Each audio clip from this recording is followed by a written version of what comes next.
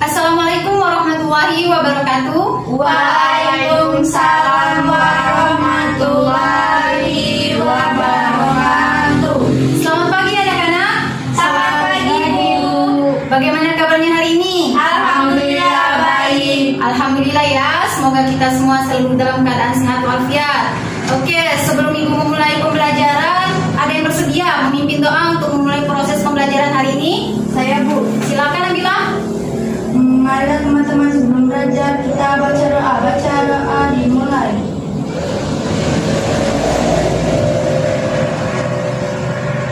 Selesai. Alhamdulillah. Terima kasih Nabila yang telah bersedia memimpin doa untuk proses pembelajaran hari ini. Iya Bu. Oke, sebelum Ibu memulai materi, Ibu mengecek kehadiran kalian dulu ya. Ya Bu.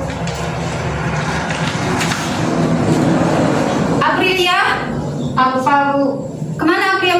Tanpa keterangan. Oke. Nabila, Saya Bu. oke. Sulaiha, Saya Bu. Syifa, Saya Bu. oke berarti satu orang ya yang tidak hadir. Baiklah, itu anak-anak tolong ya dicek dulu kerapihan seragam kalian. Sampah-sampah yang di depan itu tolong ya diambil dulu. Oke, nah pada pertemuan minggu lalu ya kita telah mempelajari apa itu tentang makna hak asasi manusia dan kewajiban asasi manusia. Ada yang masih ingat apa itu hak asasi manusia dan apa itu kewajiban asasi manusia? Saya Bu. Ya silakan Syifa. HAM sependapat hak yang melekat pada hakikat dan keberadaan manusia sebagai makhluk Tuhan yang Maha Esa dan merupakan anugerahnya yang wajib dihormati dan dilindungi. Kewajiban asasi manusia adalah seperangkatan kewajiban yang apabila tidak dilaksanakan tidak memungkinkan tegaknya hak asasi manusia. Oke, benar Syifa. Kasih aplaus dulu untuk Syifa. Oke, benar ya apa yang dikatakan oleh Syifa, bahwasannya hak asasi manusia itu merupakan seperangkat hak yang melekat pada diri manusia sejak ia dilahirkan, di mana hak tersebut wajib dihormati dan dilindungi. Kemudian kewajiban asasi manusia itu sendiri merupakan seperangkat kewajiban yang harus kita jalankan. Artinya ketika kewajiban ini tidak dijalankan, maka hak tidak bisa kita dapatkan. Oke, pada pertemuan kali ini kita akan mempelajari materi tentang faktor penyebab pelanggaran hak asasi manusia dan bagaimana upaya dari penanganan kasus pelanggaran hak asasi manusia, di mana tujuan pembelajaran yang ingin kita capai yaitu peserta didik mampu menentukan penyebab faktor pelanggaran hak asasi manusia dengan benar. Kemudian tujuan yang kedua yaitu peserta didik mampu menganalisis kasus pelanggaran hak asasi manusia dengan tepat. Oke, Ibu kemarin kan sudah mengirimkan video pembelajaran yang harus kalian simak. Apakah kalian sudah menyimak video pembelajaran yang Ibu kirimkan? Sudah Bu. Oke, mungkin ada yang belum ya menyimak video pembelajaran. Ibu kasih waktu beberapa menit, kalian simak kembali ya mengenai video pembelajaran yang Ibu kirimkan tersebut. Silakan. Anak-anak, perlu kita ketahui bersama bahwasanya setiap manusia pasti mempunyai hak asasi. Akan tetapi hak asasi yang dimiliki oleh manusia itu dibatasi oleh hak asasi manusia lainnya. Dengan demikian, tidak ada seorang pun yang diperbolehkan untuk melanggar hak asasi orang lain. Akan tetapi dalam kenyataannya kita seringkali menjumpai atau seringkali mendengarkan terjadi kasus pelanggaran hak asasi manusia. Hal itu disebabkan oleh beberapa faktor. Di antaranya yaitu faktor internal dan faktor eksternal. Pertama yaitu faktor internal. Faktor internal ini merupakan dorongan untuk melakukan pelanggaran hak asasi manusia yang berasal dari diri pelaku pelanggar hak asasi manusia. Di antaranya yaitu pertama, sikap egois atau terlalu mementingkan diri sendiri. Anak-anak, sikap ini akan menyebabkan seseorang selalu menuntut haknya, sementara kewajibannya seringkali diabaikan atau tidak dipenuhinya. Seseorang yang memiliki sikap egois ini akan menghalalkan segala cara agar haknya itu dapat dipenuhi. meskipun caranya tersebut dapat melanggar hak orang lain. Yang kedua yaitu rendahnya kesadaran akan HAM. Hal ini akan menyebabkan pelaku pelanggaran hak asasi manusia tersebut berbuat seenaknya. Pelaku pelanggar hak asasi manusia tidak mau tahu bahwa orang lain pun mempunyai hak asasi yang harus dihormati. Sikap tidak mau tahu inilah yang berakibat munculnya perilaku atau tindakan penyimpangan terhadap hak asasi manusia. Yang ketiga yaitu sikap tidak toleran. Sikap tidak toleran ini menyebabkan munculnya saling tidak menghargai dan tidak menghormati atas kedudukan atau keberadaan orang lain. Sikap ini juga pada akhirnya akan mendorong orang untuk melakukan diskriminasi kepada orang lain. Yang kedua yaitu faktor eksternal. Faktor eksternal ini merupakan faktor-faktor di luar diri manusia yang mendorong seseorang atau sekelompok orang melakukan pelanggaran hak asasi manusia. Faktor eksternal ini diantaranya yang pertama yaitu penyalahgunaan kekuasaan. Kekuasaan di sini bukan hanya kekuasaan yang merujuk pada kekuasaan pemerintahan, akan tetapi dalam bentuk kekuasaan lainnya. Salah satu contohnya yaitu kekuasaan di dalam perusahaan, di mana pengusaha tersebut yang tidak memperdulikan hak-hak buruhnya jelas melanggar hak asasi manusia. Oleh karena itu, setiap penyalahgunaan kekuasaan mendorong timbulnya pelanggaran hak asasi manusia.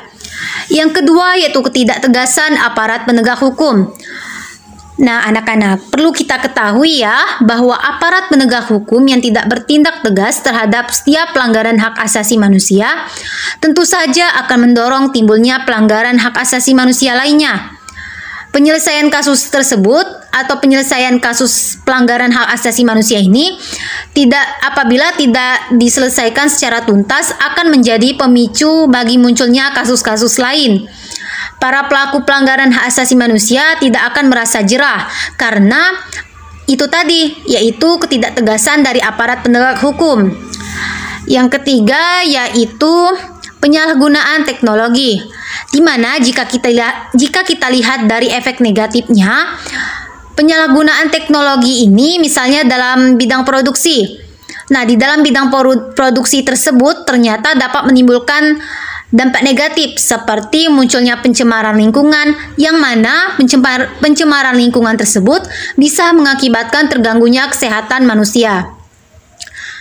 Baiklah, selanjutnya Ibu akan menjelaskan mengenai upaya penanganan kasus pelanggaran hak asasi manusia, di mana dalam menangani kasus pelanggaran hak asasi manusia ini, yang pertama yaitu dilakukan upaya pencegahan pelanggaran hak asasi manusia. Upaya pencegahan pelanggaran hak asasi manusia ini dapat dilakukan dengan cara pertama, menegakkan supremasi hukum dan demokrasi. Kemudian, meningkatkan kualitas pelayanan publik agar pelanggaran hak asasi manusia tersebut dapat dihindari.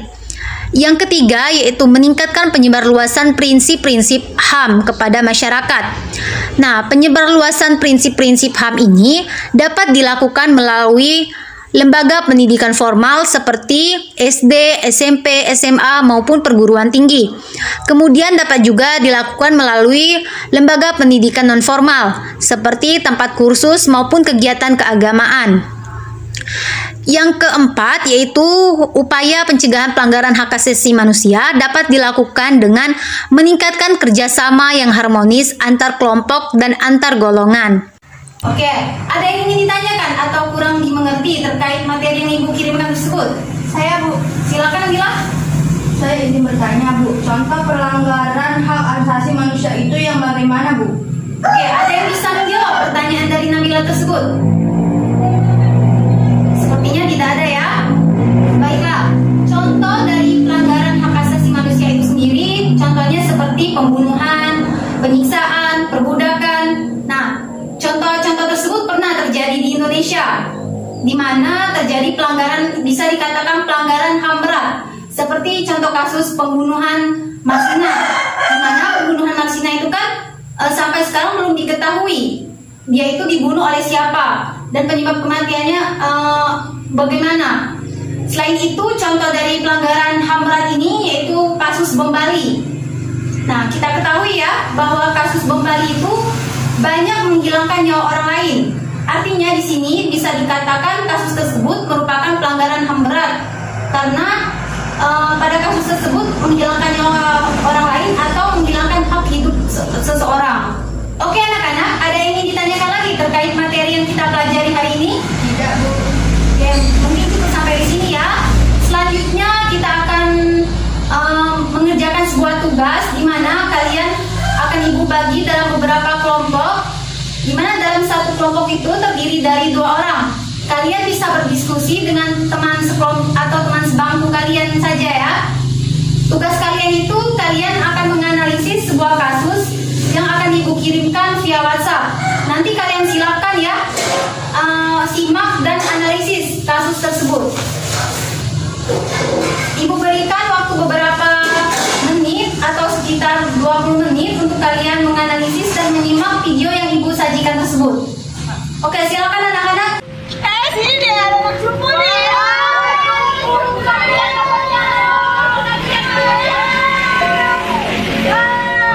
Mati aja sana.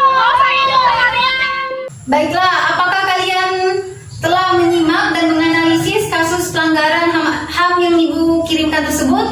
Sudah, Bu. Oke, baiklah. Apakah ada kelompok yang ingin memaparkan dan mempresentasikan hasil analisisnya? Kami, Bu. Silakan, Sulai. Baiklah teman-teman, kami dari kelompok 1, Nabila dan Sulaiha akan mempresentasikan mengenai kasus kami, yaitu berikut analisis kasus yang telah kami analisis.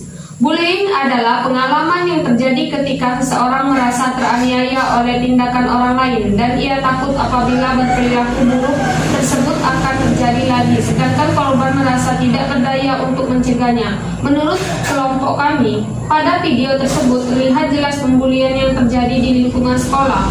Perilaku bullying tersebut dapat disebabkan oleh beberapa faktor, seperti kurangnya rasa menghargai antara sesama, lingkungan yang buruk, kurangnya perhatian dari berbagai pihak, dan sebagainya. Siswa yang membuli siswa lainnya di dalam kasus tersebut tidak menyadari bahwa dirinya telah melanggar hak asasi orang lain. Bagi mereka, bullying hanyalah suatu bercandaan dan merupakan suatu hal yang wajar. Mereka tidak menyadari bahwa bullying dapat mengakibatkan dampak yang fatal bagi korbannya. Anak yang tidak lagi berkembang dengan baik, baik si pelaku maupun korban bullying, sama-sama memiliki gangguan. Menurut saya dan teman sekelompok saya, perilaku bullying termasuk ke dalam pelanggaran hak asasi manusia yang tergolong cukup berat. Baiklah teman-teman, ada yang ingin bertanya? Apakah saya boleh bertanya? Ya, silakan. Bagaimana solusi untuk menangani kasus bullying tersebut? Oke, silakan kelompok 1 untuk menjawab pertanyaan dari Siva. Kami dari kelompok 1 akan menjawab pertanyaan dari Siva, yaitu pertanyaannya, bagaimana solusi untuk menangani kasus bullying tersebut? Solusi untuk menangani kasus bullying di dalam undang-undang telah mengatur tentang tindakan bullying di lingkungan pendidikan pada pasal 54 Undang-Undang Nomor 35 Tahun 2014 yang berbunyi sebagai berikut. 1. Bahwa anak di dalam dan di lingkungan satuan pendidikan wajib mendapatkan perlindungan dan tindak kekerasan fisik, psikis, kejahatan seksual dan kejahatan lainnya yang dilakukan oleh pendidik, tenaga kependidikan, sesama peserta dan atau pihak lain. 2. Perlindungan sebagaimana dimaksud pada ayat 1 dilakukan oleh pendidik, tenaga kependidikan, aparat pemerintahan atau masyarakat. Ya, itulah yang dapat kelompok kami sampaikan atas pertanyaan saudari Siva. Selanjutnya silakan bacakan kesimpulan Sulai. Oke,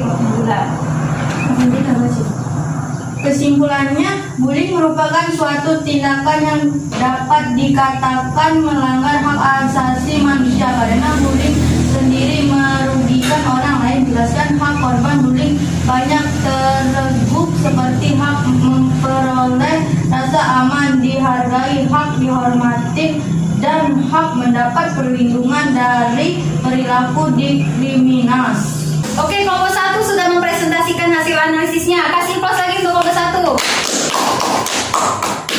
Oke, pada pertemuan minggu depan, karena sekarang kan 5 menit lagi kita akan istirahat.